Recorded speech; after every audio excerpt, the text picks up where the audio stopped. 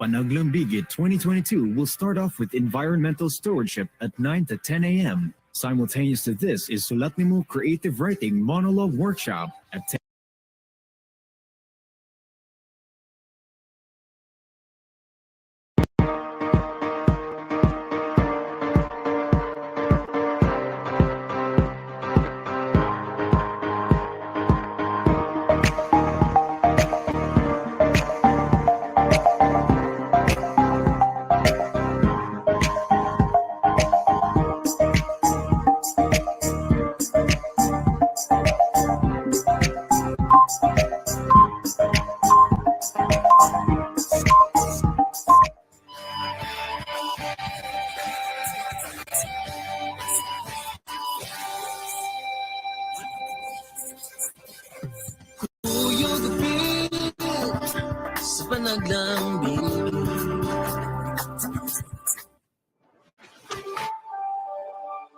ANIA LaSalle Harvest of the Arts Festival.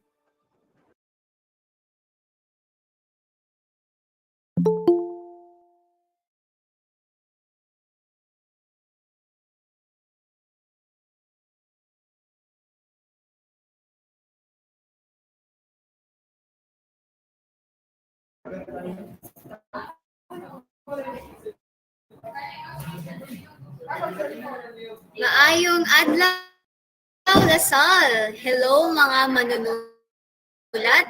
I extend my warm welcome to all of you. Please prepare yourselves and get ready for a fun and exciting day ahead of us.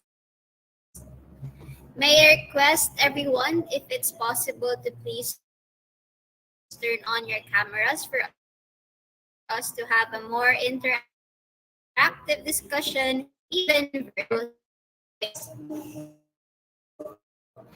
Now, before we start our workshop, we request everyone to please mute your microphone for we'll have our opening prayer.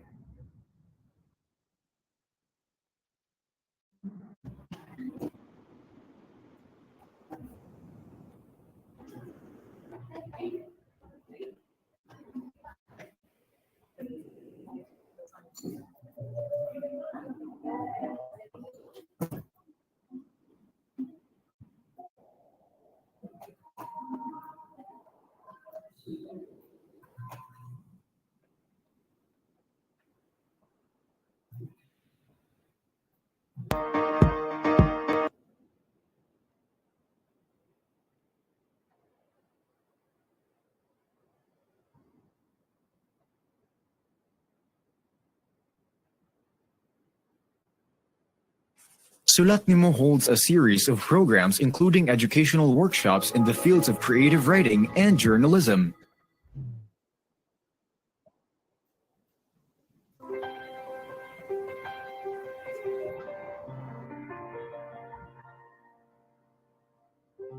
Let us put ourselves in the most holy presence of God. In the name of the Father, and of the Son, and of the Holy Spirit. Amen. With strength and wisdom, all that needs to be done, and become the hope that I can be. Set me free from my fears and hesitation. Resurrection with spirit to face the challenge. Start the change I long to see.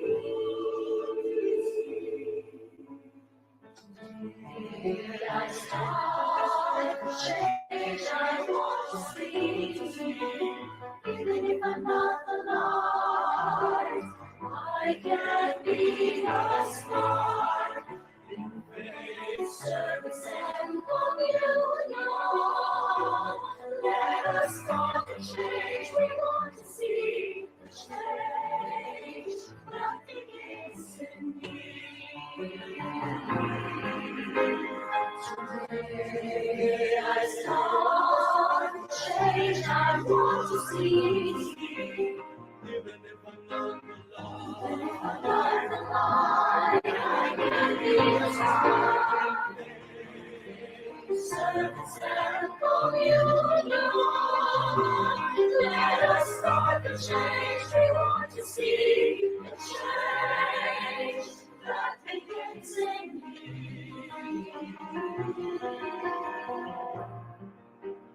Jesus in us. Jesus in us.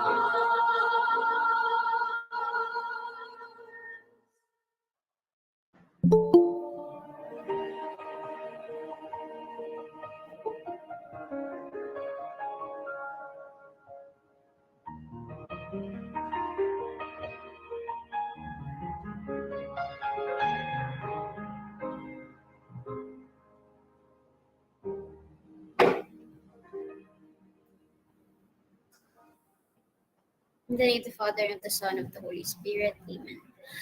All right. Hello again and good afternoon, participants. I welcome you all to sulAtNIMO Journalism Feature Writing Workshop. At this point, let us watch and listen to a video of Dr. Filimon Bonita Blanco to enlighten us about our event.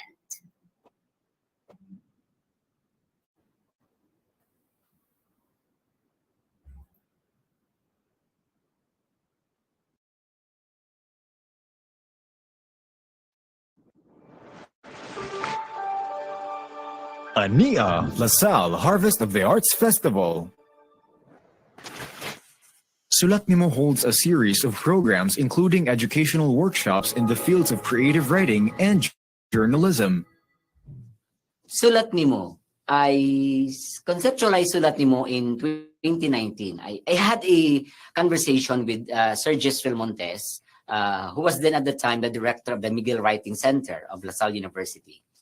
And initially, when we had that, sometimes I always start creating projects over, simple conversations. And then suddenly, ding, again, then suddenly we thought of, I was very interested at the time to really develop a writing festival, a writing project for LaSalle University. And when Sergis approached me, that he wanted to develop a writing workshop that the McGill Writing Center, the MWC at the time, will spearhead. And that's when I said, okay, then we'll have a writing project. And that's when I started, I always wanted to bring the animo branding. And that's when I coined the term sulAtNIMO. With this, I started contacting my good friend Juan Iquez, Christian values in real life, to come to Osamis to conduct the first ever sulAtNIMO in November 2019. And that was the birth of sulAtNIMO. At the time, when I had a discussion with Sergis, we wanted that the output of sulAtNIMO will be staged and it can be either the family days or in the university days. And then I was pushing that idea of, it can be from sulAtNIMO to dulAtNIMO. So you have the output of sulAtNIMO will now be staged, will be mounted into a festival of performances, which we will call at dulAtNIMO. Unfortunately, pandemic came. So in November 2019, it only happened. And then, when the pandemic hit, we were on standstill. So that idea of producing whatever that will be developed from the sulAtNIMO and, kind of mentoring of the students of LaSalle who participated during that first workshop, that they will be able to create sort of 10-minute plays. Then eventually we can be staged as a dulAtNIMO, and that was the trajectory of sulAtNIMO. I think that is for me what really inspires me to push through with sulAtNIMO, especially that it's not only me alone, but I have a partner who believes in this inside the university, Sir Jess, being the director of the MWC at the time. And I know that we will go somewhere with this project. It became easier on my part because the MWC with the LSU they become the organizers. They manage the whole event. So I was just to really guide them what to do next, what to prepare next. In the students, student writers of LSU Tingo, and of course under the MWC, they were there to support the conduct of sulAtNIMO. And that made my life easier because I was just there to facilitate, things that are needed. But the guys, the writers, were there to support, we're there to manage the whole event. I think the success story of that first ever sulAtNIMO is that idea that we are able to present to the world that LaSalle University can organize a writing workshop, and eventually that we can invite experts from outside of Osamis to come to LaSalle University to facilitate or to train our aspiring writers in the area. I am hoping that sulAtNIMO with now, we under the new festival management now and making it as a writing festival, that it will create more ripples. It will encourage more writers. I know that we have good writers in the area, in LaSalle University, for example. But again, there are no platforms for them. Of course, there are many writing festivals, writing workshops outside Osamis. But, practicality's sake, it's difficult financially. But with sulAtNIMO, we can bring in experts in the field, in writing, in writing plays, in poetry, and the likes, to come to Osamis, to come to LaSalle University, and conduct these trainings or workshop for our young writers in the area. And I think, again, we position our LaSalle University position as, again, a center for culture and the arts in this part of the country. And we are not only providing, we are providing the young writers in the area through this festival. So they don't have to really go to, far, like maybe Iligan with the Iligan National Writers Workshop, or even in Bacolod, or maybe in Manila, but we can bring experts to come in positioning LaSalle University as an organizer of a writing festival in this part of the country. So I am hoping that in the future, that idea of sulAtNIMO and the trajectory to sulAtNIMO will be realized in the future. And that's my wish for sulAtNIMO, to follow that trajectory, that from sulAtNIMO, the students will be mentored to develop original scripts, and then eventually will be staged to what we call as sulAtNIMO, or a play festival. I am Felimon Blanco, the founder of sulAtNIMO, and I am formally turning over the festival management of sulAtNIMO to the LSU Educational and Digital Media Services team, headed by Mr. Ted Najantakan. I am wishing that you continue providing, creating platforms for the young writers in the area, and really pushing for the students to write, and let their works be staged in the future under sulAtNIMO. Congratulations, way to go, sulAtNIMO. Thank you. I am forever Lasallian, Animo LaSalle. sulAtNIMO holds a series of programs including educational workshops in the fields of creative writing and journalism.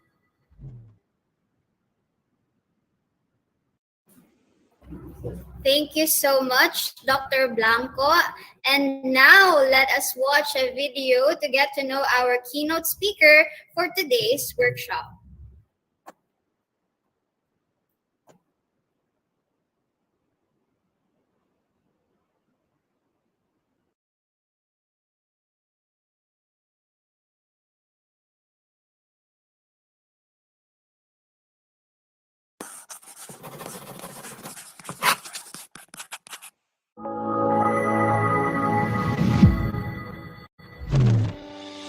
Hannah is currently employed with the DOST as a communications officer. She is also a part-time lecturer at the University of the Philippines, Los Baños College of Development Communication, Asia's pioneer in development communication practice and study.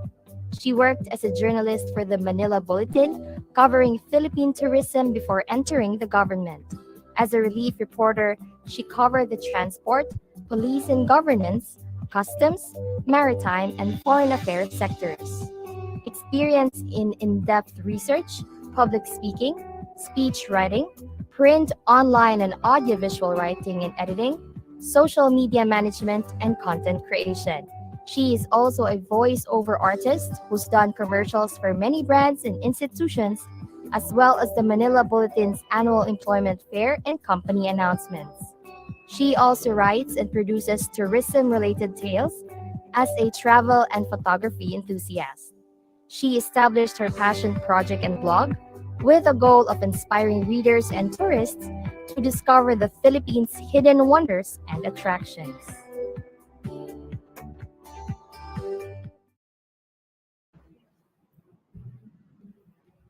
And now, let us give our virtual round of applause for our speaker for today's workshop. Everyone, Miss Hannah Tabios. Hi everyone, good afternoon. I'm Hannah. Na-introduce naman ako but it's too long. I'm a former journalist. Nag-resign na ako last year but I'm now writing for 2 Philippine departments, statements, speeches ng mga secretary. So, I hope buhay pa kayo. It's 3:19 a.m. Medyo mainit. Let's start the presentation. Allow me to share my screen.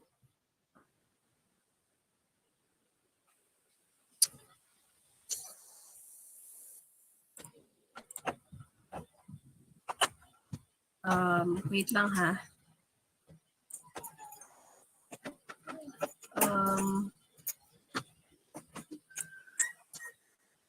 Text. Sorry, wait.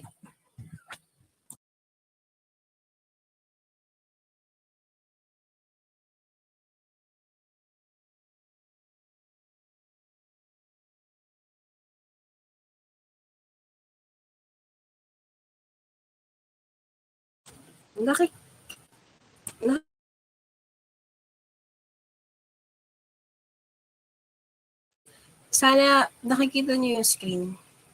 Nakikita po ba? Yes, Miss. Okay, let's start.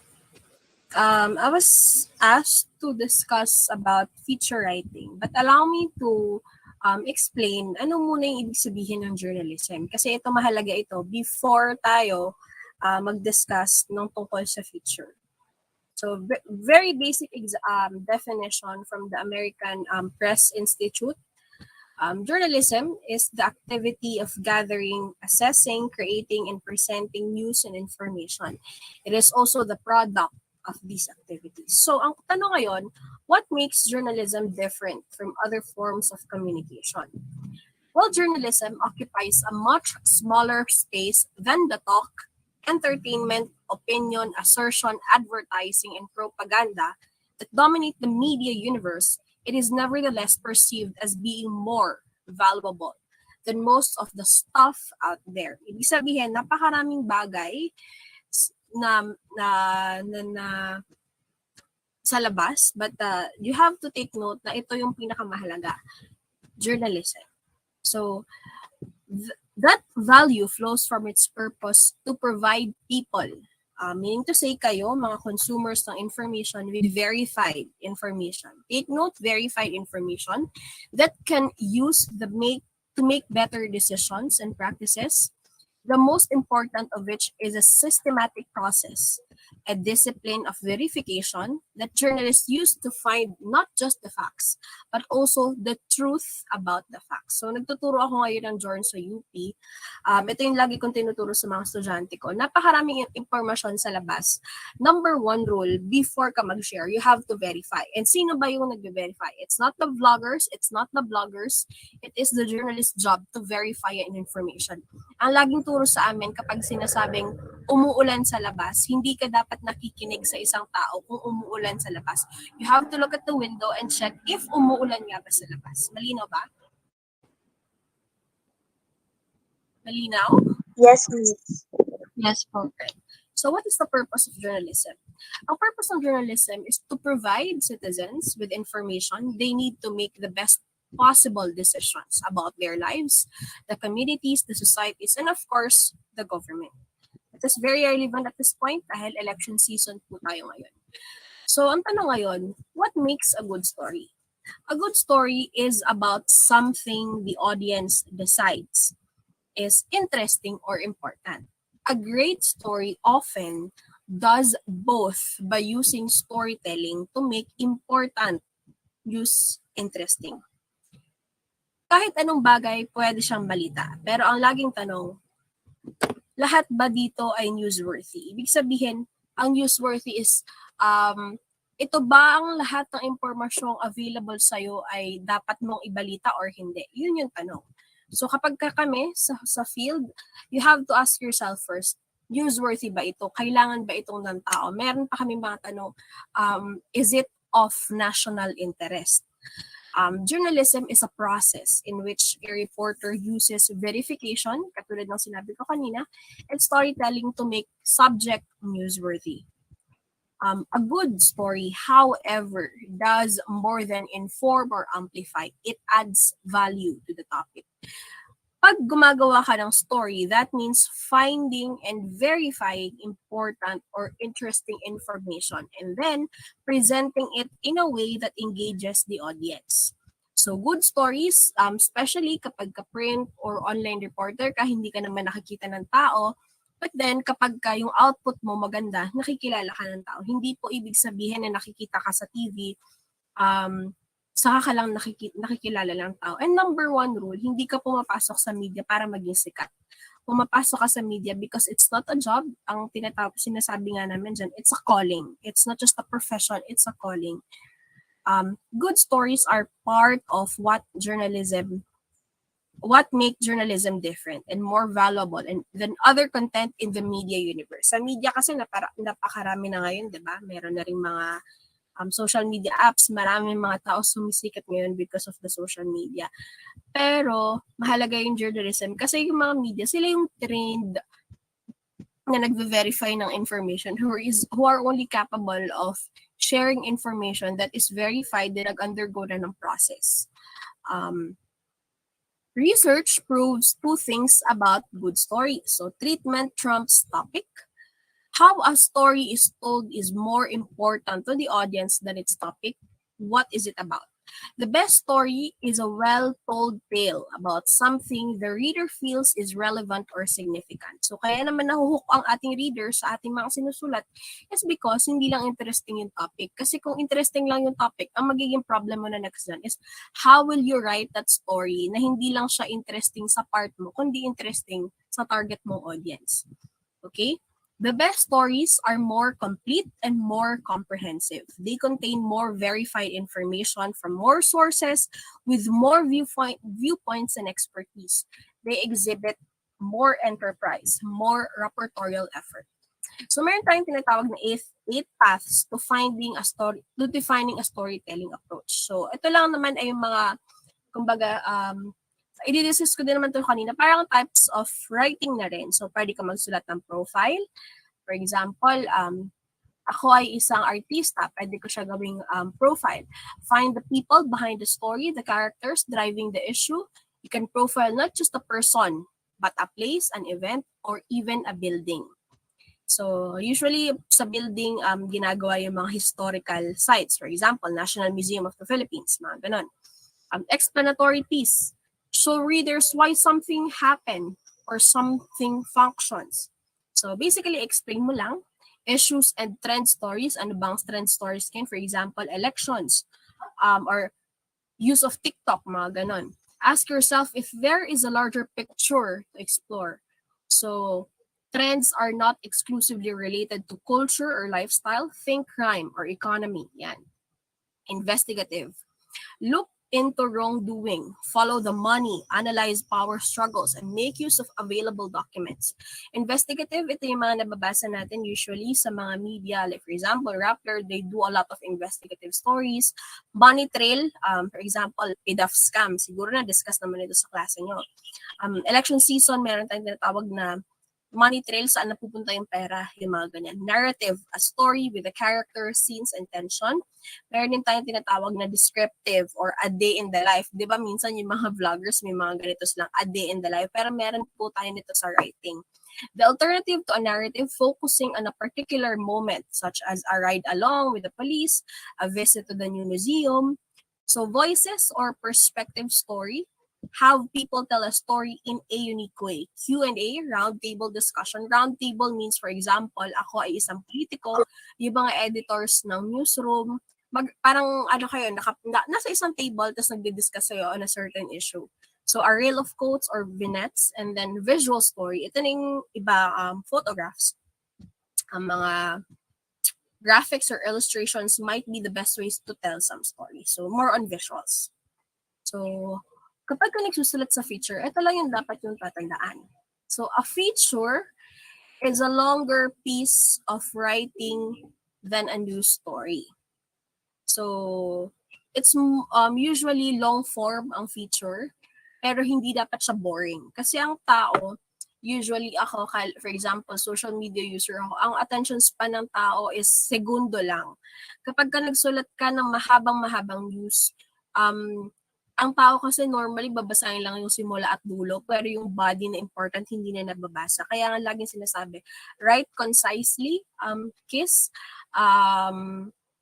short but sweet lagi. So, features come in many different types and are widely used in magazines, newspapers, and online. A feature will often cover an issue in greater depth than a news story would do. Or it might look at an ongoing story from a different angle. So, ito yung dapat yung tatandaan pag nagsusulat kayo ng feature, news at feature. Meron tayong mga dito sa, nakikita niyo ba yung bandang left side, content, intro, sources, and angle and structure. Pag news story, usually merong recent or breaking news. Kami sa media dati kapag ka-breaking news, dapat 5 minutes 5 minutes lang or less. Buo mo na yung story. Pero ito ay short lang. To follow na yung full story. So pag sinabing breaking news,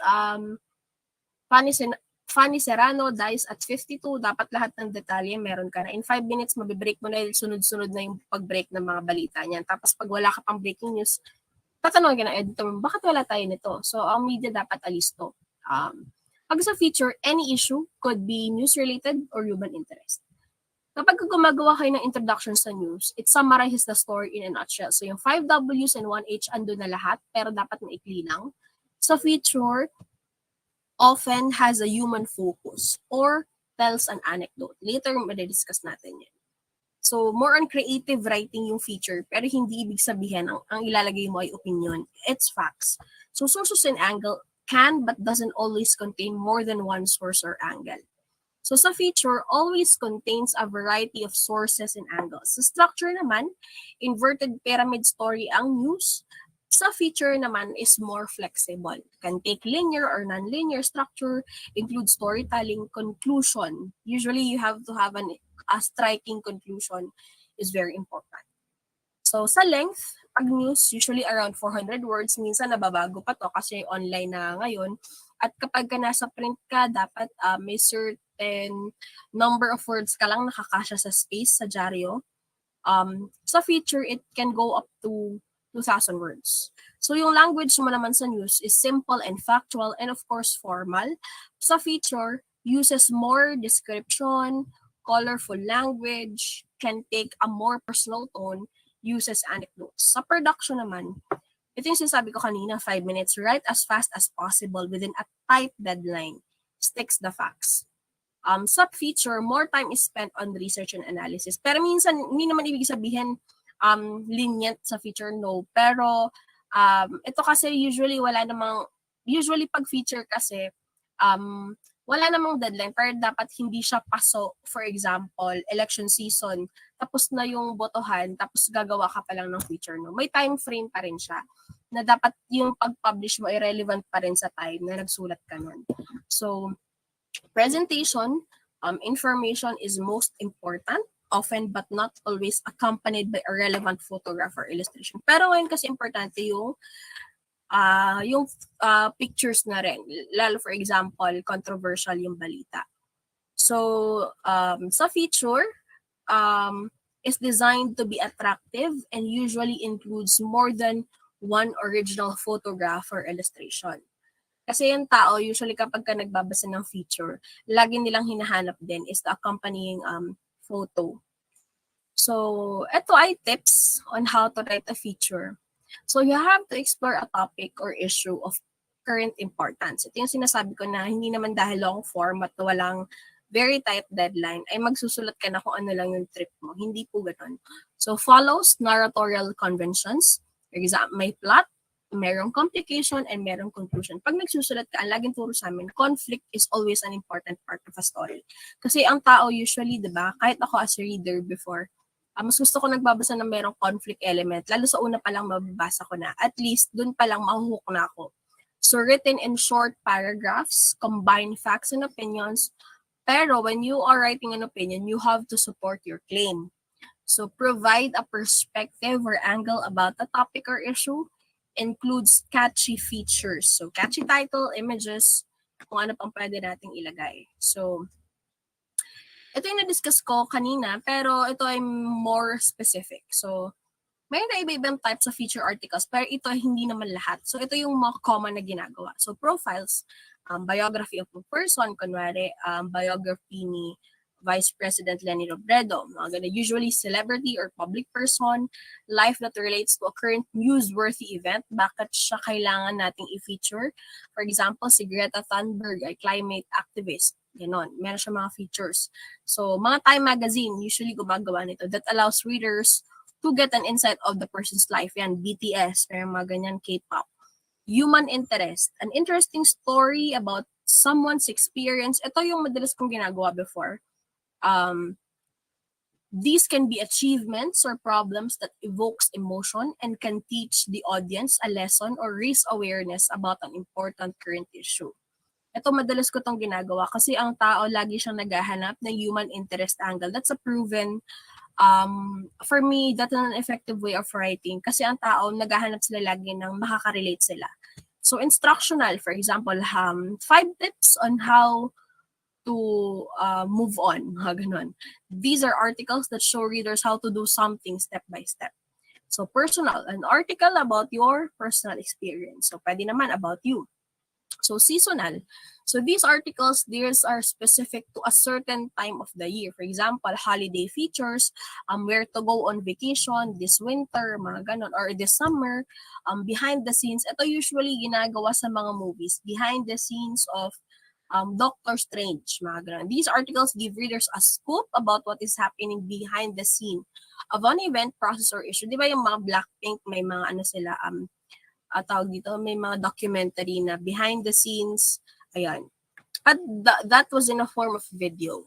So ako, sa work ko dati, gumagawa din ako ng video. Meron tayong panonoorin later. So what do you need to do pagka nagsusulat ka ng feature? Of course, number 1, hindi ka magsusulat na hindi ka nakakapag-research. Ito yung number 1, kahit saan, whether pupunta ka sa field, magsusulat ka, research and plan, that's very important. Kailangan mo rin, pag nagsusulat ka ng feature, you have to use eye-catching headers and titles dahil po ang feature uses descriptive words, hindi siya kasing boring news unless controversial yung balita. So use introduction that would hook readers. So show, Show meaning to say, dapat ipinapakita mo through your writing ano yung gusto mong sabihin. For example, blue ang dagat, dapat Palawan has a crystal clear turquoise waters, mga ganon. Hindi ka lang basta nagsasalita, parang you have to immerse your readers sa sinusulat mo. Be creative. Ito yung sinasabi ko kanina na when you are imposing your opinion, you have to use statistics. Case studies, quotes from experts, interviews. So, ito ay may mga technique sa pagsusulat ng feature writing. So, pwede kang gumamit ng anecdote. Ito yung example. When I was anecdote is usually a short and interesting personal story. So it helps build a rapport between the writer and the reader. It also grants the topic into real life situations. A rhetorical question naman supposed to be unanswered. It compels the audience to think about answers to your question.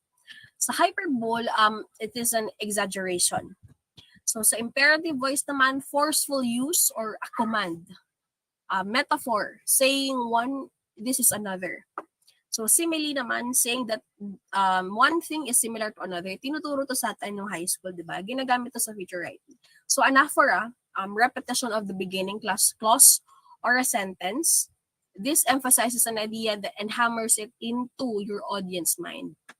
So, ito yung mga feature stories na sa buong buhay ko bilang reporter na pag reporter ka kasi very important yung role mo regardless kung saan ka employed because sabi nga nila, ang rule sa media, ang journalist ay dapat bias sa katotohanan. So ito, madalas akong susulat ng feature stories. Diba nag-lockdown? O sa amin sa Mindanao, dito sa Manila, nag-lockdown kami March 2020 onward. So lahat ng public transport, wala. Paano yung mga empleyado? So, ang una kong inisip doon, empleyado na healthcare worker. So, naghanap ako ng head nurse ng Philippine General Hospital. It's the biggest public hospital in the Philippines, PGH, if familiar kayo. Nahanap ko si ma'am na head nurse ng COVID ward. Siya ay 56 years old. If familiar kayo sa Cavite, 10 oras siya naglakad. 10 Mula 10 p.m. ng gabi, nakarating siya ng ospital ng 5 a.m. ng umaga. So, ang importante pag nagsusulat ka dito ng feature story na may human interest angle, syempre, susuportahan mo yung claim, katulad ng sinabi ko. So, itong writing ko, ginamit siya sa Congress, sa House of Representatives, di ba? Meron tayong mga congressman na nire-represent yung mga probinsya. Ginamit siya doon as pag-file ng bill. So, it is House Bill 6840. Kasama ako sa isa sa mga references. Hindi niya, zoom natin ng onte para na makikita nyo. So, ang final niya, I forgot the name of the congressman, pero establishing a network of pop-up vehicles, bicycles, and emergency pathways for use during the duration of COVID-19 pandemic for other purposes. So, ito yung references na ginamit niya para makapag-file ng bill because kapag ka nag-file ka ng bill, dapat may relevant source ka. Ang pag-automatic naman, pag nasa media ka, pwede mo i-source yung mga sinulat ng journalist. Diba? Kaya nga sabi ko kanina, write stories that would influence the decisions of the government, the community, and the people. So, kasama dito yung article ng Philippine Star, si Christine. Article ko, ito yung In the Name of Public Service, si Miss Carmela Fonbuena. She's a famous writer of the Marawi Siege. Tapos, ayan, 3 kaming source. Dito din sa Manila, meron kasing famous ditong mall, yung Harrison Mall. Sobrang tanda niya na, as in matanda na siya. Tapos, may pag sinasabi kasing exclusive story, yun na ikaw lang yung nakakaalam ng story mo. So, nung time na yon Sunday, pinapuntahan ng boss ko doon sa mall, sabi, isasara na daw. So, wala pang pumuputok na balita. Until pumunta ako doon, nakakuha ko ng document na magsasara na nga siya. So, when I break the story, yung sinasabi kong breaking news, nagsunod-sunod na yung tao. Sa akin galing yung original information. Tapos, ang una kong hinanap, dahil nga, ang lagi ko yung isip, ang mga tao ay naghahanap ng human interest angle lagi sa kwento. Hinanap ko yung pinaka-unang tenant. Ibig sabihin, yung unang nangungupahan, sa mall.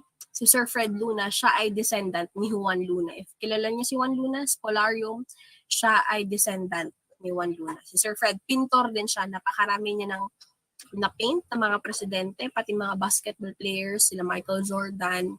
Meron siya mga nasulat na, meron siya mga paintings doon, portraits.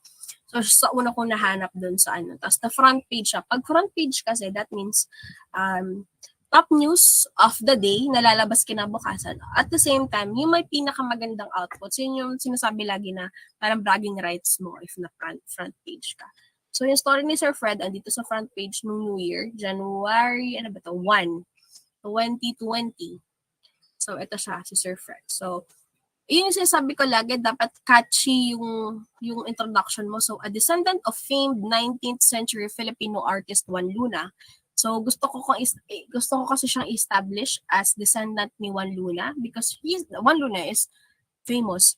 Will vacate a spot in the iconic Harrison Plaza in Manila that served as his second home for about 42 years when the mall closes at year-end. So, parang andun lahat ng information mo. Gusto kong ma-capture yung audience ko the moment I write the story. Gusto kong ma-hook sila. Ganun dapat. So, para kang nagkukwento dito. Actually, yung isa sa mga source ko dito, umiyak pa. So, ganun dapat. Nag-i-evoke ka pag sinabi mong, pag nakita mo siyang umiiyak habang ini-interview mo, pwede mong isulat yun. Ito naman, if narinig niyo na to, kilala niyo ba si Maria Orosa? Kung kumukain kayo ng banana ketchup, siya yung inventor nun. He is a war hero natin. So, si Maria Orosa ay isa sa mga namatay noong Manila World War II. So, dati siyang guerrilla commander na tumulong din sa mga Amerikano. Apparently, nung successive shelling, namatay siya doon habang tumutulong. So, merong archaeologist, hinahanap yung pictures ko, hindi ko nila. So, yung mga archaeologists, nag-dig project sila dito. So, pumunta ako doon, kino-cover ko yung mismong pagkakalkal nila sa lupa. So, may mga buto kasi ng tao yon. Yun yung mga natabunan pa decades ago. So, yung headline is Archaeologists find mass grave of war volunteers in Malate. Yung yung dig project nasa nasa school sa likuran ng Malate. Tapos yung headline lead ko is more than 7 decades, ibig sabihin 70 years after the liberation of Manila in World War II. So the remains of some notable war volunteers who helped ailing war victims at the historic Remedios Hospital have now been exhumed in an ongoing massive dig project in Malate, Manila.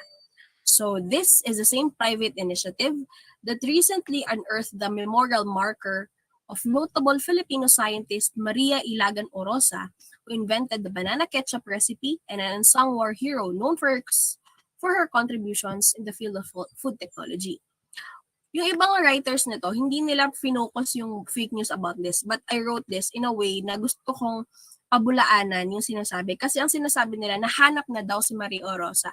But the story here is, yung marker niya lang ang nahanap. Di ba merong mga tayong, pagka namatay, merong parang lapida, something. Parang ganun lang yung nahanap, pero hindi pa yung buto niya kasi may mga forensic processes pang pagdadaanan to. Ang lumabas kasing balita, nahanap na daw siya, which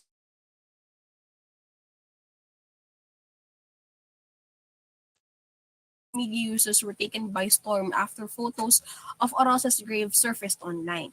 The post, shared on a number of verified social media pages, said that after 75 years, her remains were found by a group of archaeologists involved in a dig project at Malate Catholic School in Manila. While it was true that archaeologists from the University of the Philippines, Dilipan, were involved in the exhumation, the group, however, belied the initial claim and corrected what appeared to be a false information. Because that's important. Hindi lahat ng bagay sa social media pinaniniwalaan, kaya kailangan mo mag-verify ng information. Yan ang trabaho ng journalist, hindi lang naniniwala sa kung ano yung sinasabi sa social media because everything is available. So, yun lamang po ang aking presentation. Here are the references which you can access for further reading. Thank you, everyone.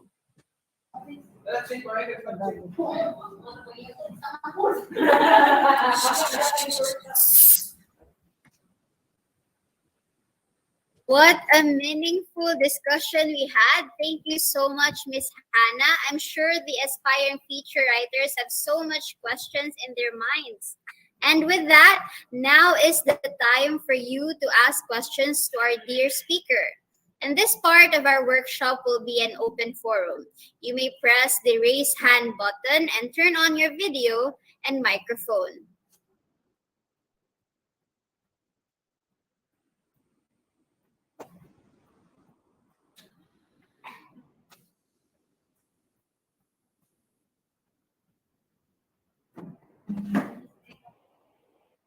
Yeah, you can also message you can also message your question to our comment box rather.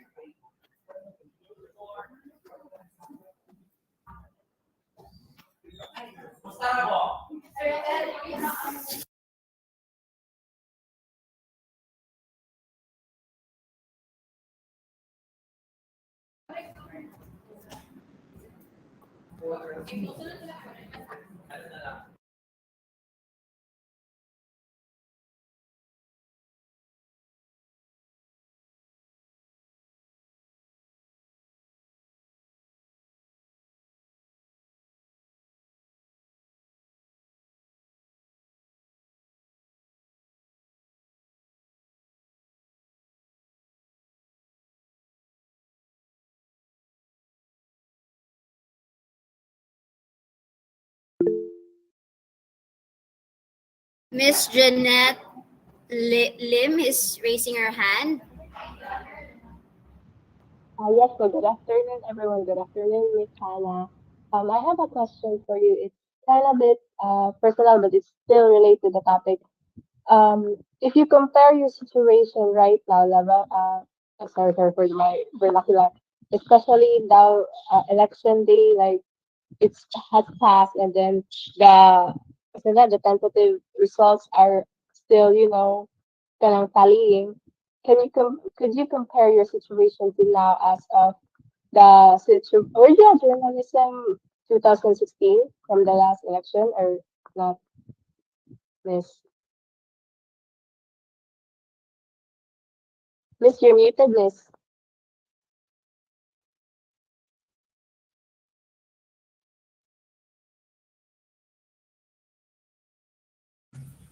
Can Janet type the question na lang? Sorry, medyo inaudible. Hindi ko marinig. But I think it's about the elections.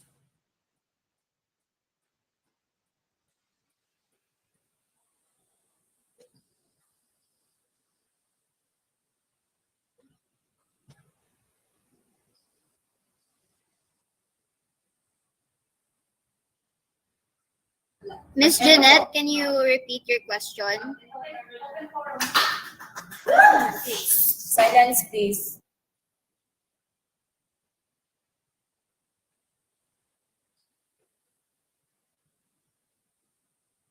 Audible na po ba? Yeah. Mas better? Okay. Comparing your situation to this current election po, Miss, from before, were you, journalism ka po ba before, Miss? Or hindi pa? Nag-cover ako ng elections nung mid. That's 2019. Last year lang ako umalis. Okay. If you compare your situation to before and today's election po, Miss, ano pong masasabi mo po? Personal question lang po siya. I'm just curious. Yeah, actually, it's a personal question. Well, hindi pa kasi tapos yung pagtali ng results. Siguro, alam ko, baka para sa'yo na nararamdaman ngayon. We have to wait. Hindi pa naman nagko-concede si VP Lenny. I think dun ka rin naman papunta sa tanong mo. And the PPCRV is still counter-checking. May counter-checking pa kasi ng votes yan sa Congress at sa PPCRV, even if 90-something or 80% something na yung election returns sa COMELEC server. So we have to wait and just hang on. Ako naman, even if nasa media ako before, lagi naman akong bumoboto. Hintayin lang natin yung official results before tayo mag-share ng mga unverified information. I think it's a very personal question, so I think yun lang din naman yung masasagot ko for that. Nagko-cover ako ng elections before and mahabang proseso pa yan. Siguro mga 1 linggo bago ang official proclamation ng mga nanalo. So, hintay lang tayo and of course, never share information na hindi verified. Maraming fake news. Ang lagi kong sinasabi sa mga estudyante ko lagi, huwag kayong mag-share kung alam nyo hindi pa naman verified. Kahit sa social media, sa Twitter, hindi ako nagte-TikTok pero maraming mga information out there.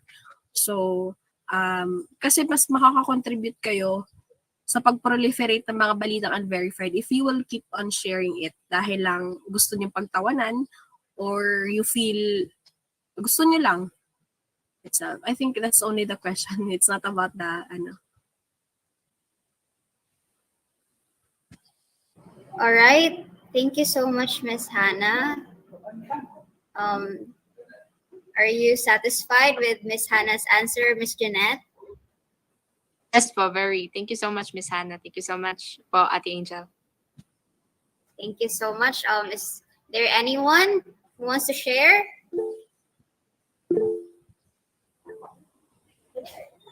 Mr. Lexley is raising his hand. Actually, girl ko. Miss- Anyway.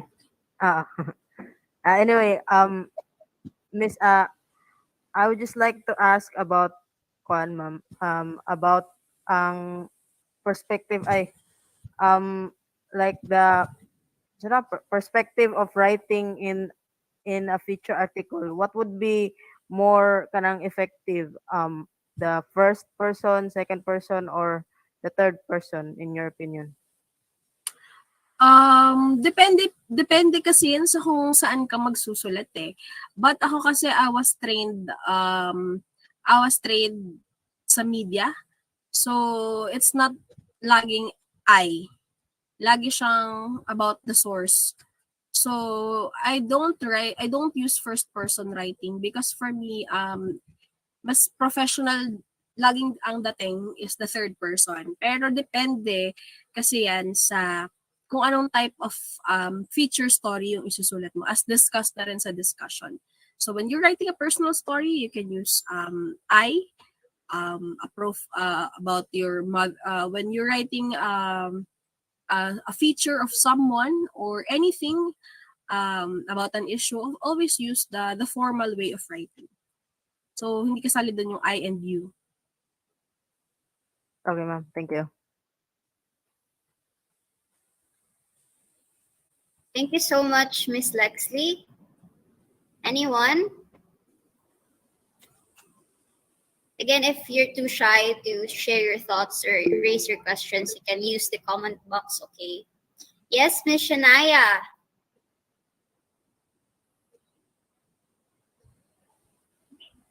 Good afternoon, Miss Hannah. Am I audible? Especially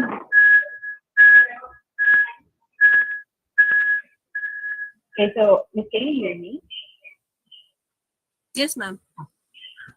So for today, Miss, like we're in the election season, right? So in times like this where we are in a very maselan situation and the country is very what do you call this, sensitive about certain topics. What can you say about the impact of feature writing compared to the other types of journalistic writing? Is it lesser impact, or is it the same or with the other? Alin po yung kina-compare natin, ma'am? Feature versus other journalistic types of writing, am I right? Yes. For me, wala naman po siyang bearing para i-ranking. Kasi lahat naman ng types of writing, except for opinion piece, because that's an opinion of someone. wala siyang bearing masyado. News for now, of course, that's very important. Straight news, writing straight news, because dyan tayo dependent sa mga desisyon natin and of course, the decision ng gobyerno. But feature also is very important because that's a way of, for example, kandidato. That's a way of featuring someone's achievements. For example, VP Lenny in particular, napakarami niya nagawa. But what's the best way for you to reach the masses? That is of course featuring kung ano yung ginagawa niya. It's not just about herself, but of course kung ano yung nagawa niya nung nakaupo pa siya as vice president ng Pilipinas. So for me, no need naman for a ranking on that. Wala namang mas matimbang. It's just that may iba-iba silang function. But ako, nagbabasa ako ng opinion piece, pero about elections, of course, for example, there's an opinion piece on Philippine Star about nagkaroon ng bankruptcy at the time of Marcos, nung martial law. Binabasa ko yon, but that was written by a former bank executive. So naniniwala naman ako sa ganun. But people kasi, hindi mo mai-impose yun lahat dahil meron kong kalaban. Of course, your kalaban is disinformation and fake news. So, feature writing, news writing, pare-parehas lang din naman yan. It's just, importante ay, ang basis mo lagi ay facts. Kaya ito doon sinabi ko kanina, when you're writing a feature and you wanted to impose an opinion, you have to support your writing with statistics, with quotes from experts, dahil hindi siya tatayo, magiging siyang opinion kung hindi ka maglalagay ng facts. So, yun pa. Nasagot ko po ba, ma'am? Yes, Ms. Hannah, thank you. Thank you so much, Ms. Shania.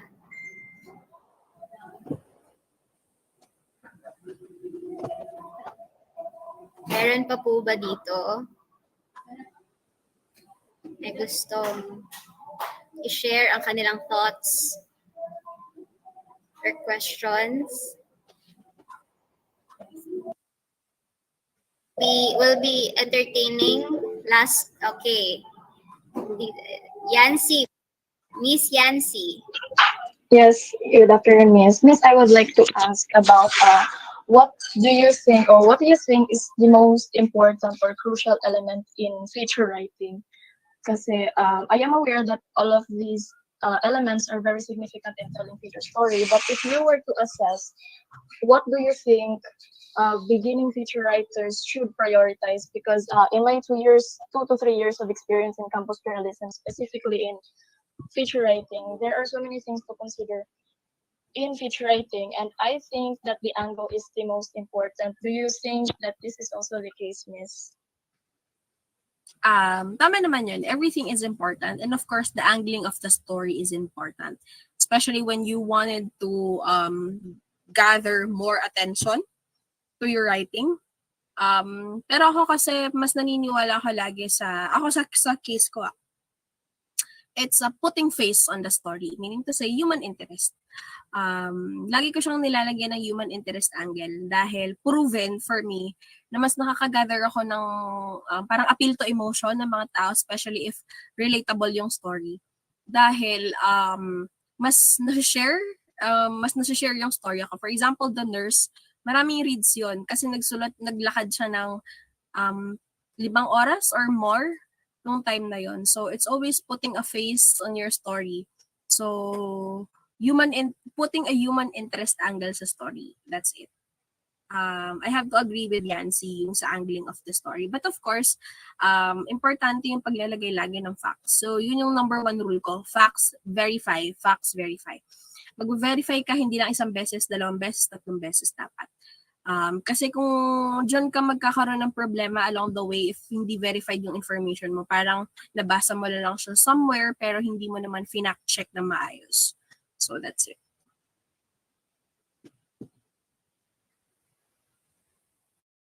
All right, that's it. Thank you so much, participants, and to Miss Hannah.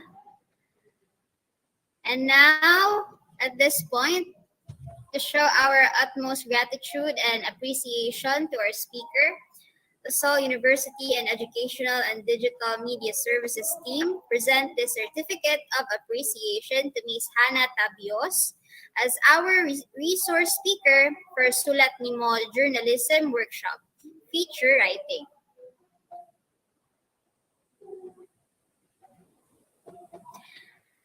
Thank you so much, Miss Hannah, again.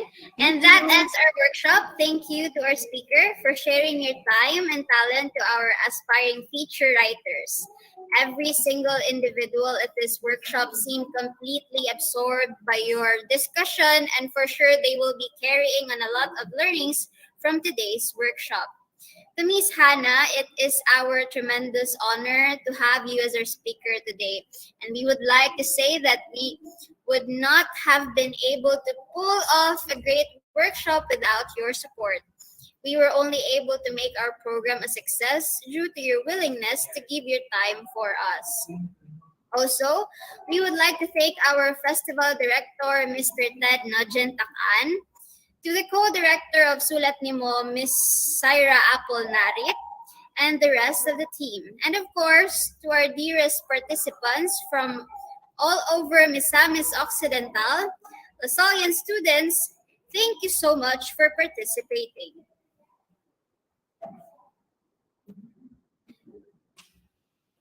But before we end this workshop, we would like to invite you all tomorrow at 10:30 a.m. to 11:30 a.m. to attend the sulAtNIMO Journalism News Writing Workshop. And also reminding everyone to please don't forget to scan the QR code flashed in your screens for your attendance.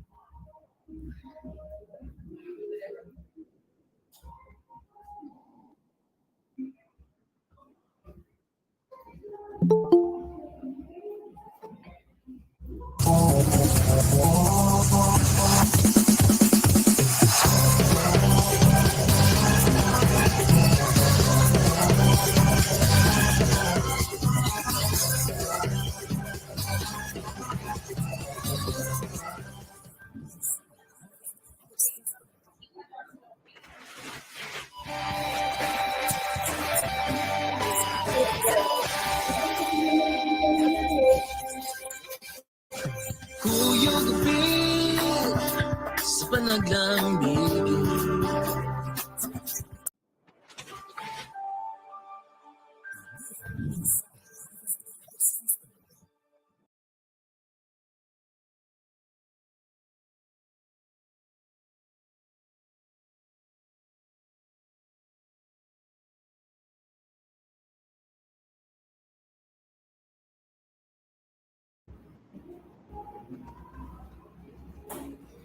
Again, reminding everyone to please don't forget to scan the QR code flashed in your screens for your attendance.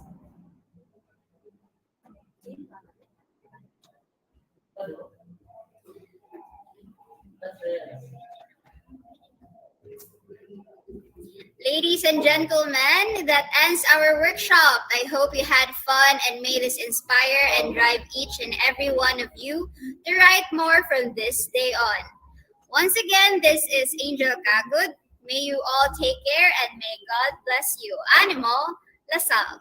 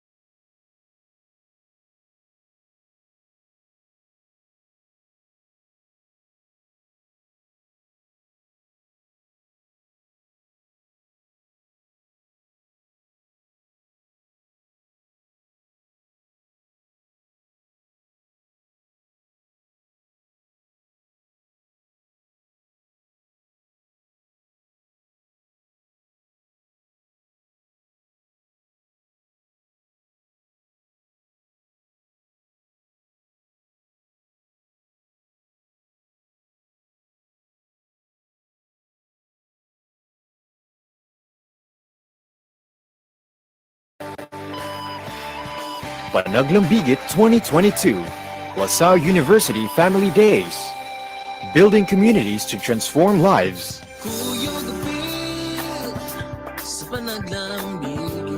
Panaglambigit 2022. Panaglambigit 2022, LaSalle University Family Days. Building communities to transform lives.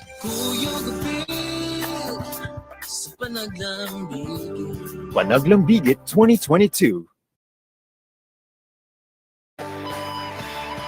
Panaglambigit 2022, LaSalle University Family Days. Building communities to transform lives.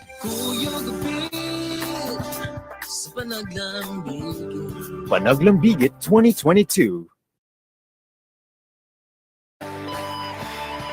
Panaglambigit 2022, LaSalle University Family Days. Building communities to transform lives.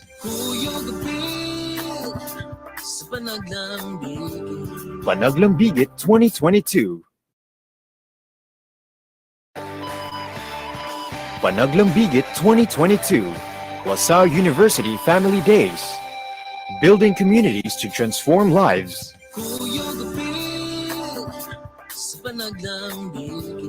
Panaglambigit 2022. Panaglambigit 2022, LaSalle University Family Days.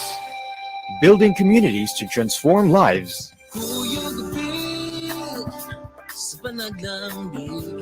Panaglambigit 2022. Panaglambigit 2022, LaSalle University Family Days. Building communities to transform lives.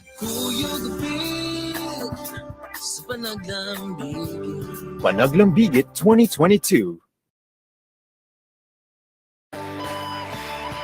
Panaglambigit 2022, LaSalle University Family Days. Building communities to transform lives.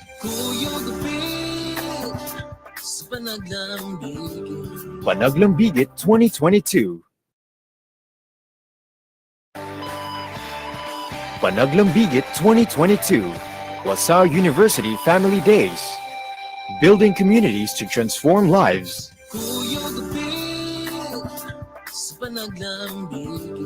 Panaglambigit 2022.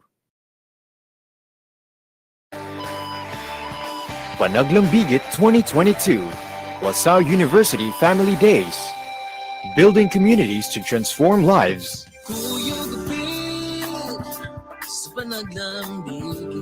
Panaglambigit 2022.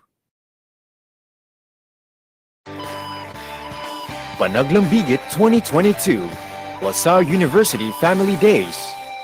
Building communities to transform lives.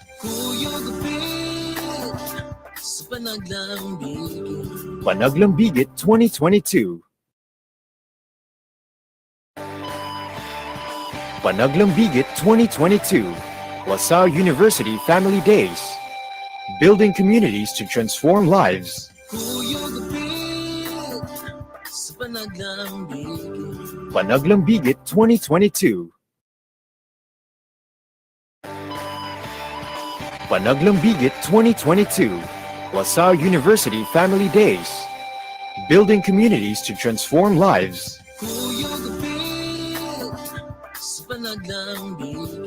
Panaglambigit 2022. Panaglambigit 2022, LaSalle University Family Days. Building communities to transform lives.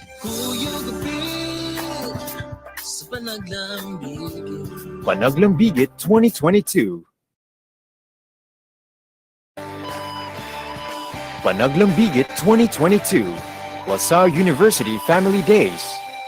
Building communities to transform lives.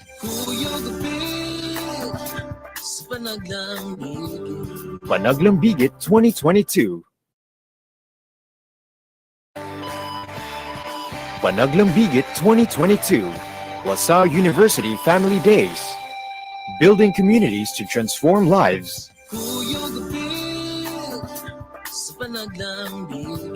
Panaglambigit 2022. Panaglambigit 2022. LaSalle University Family Days. Building communities to transform lives.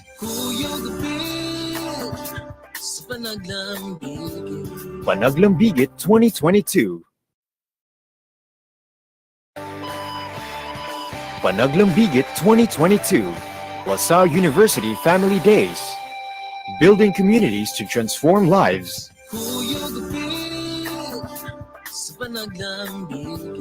Panaglambigit 2022.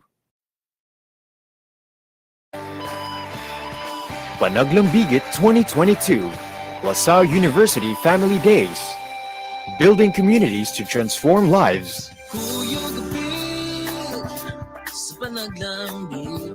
Panaglambigit 2022.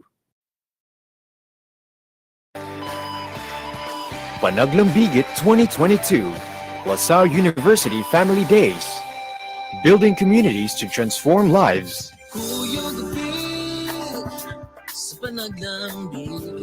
Panaglambigit 2022. Panaglambigit 2022. LaSalle University Family Days. Building communities to transform lives.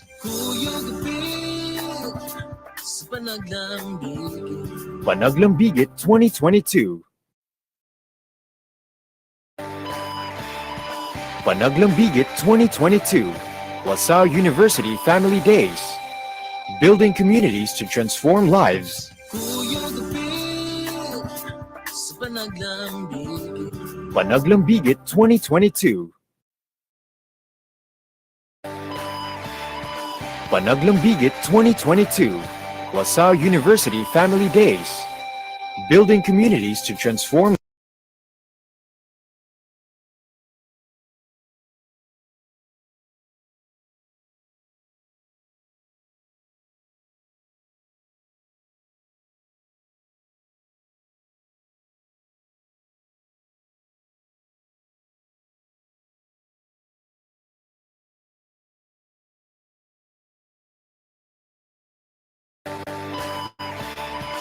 Panaglambigit 2022.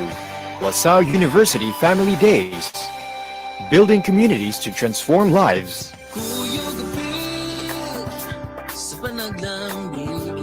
Panaglambigit 2022.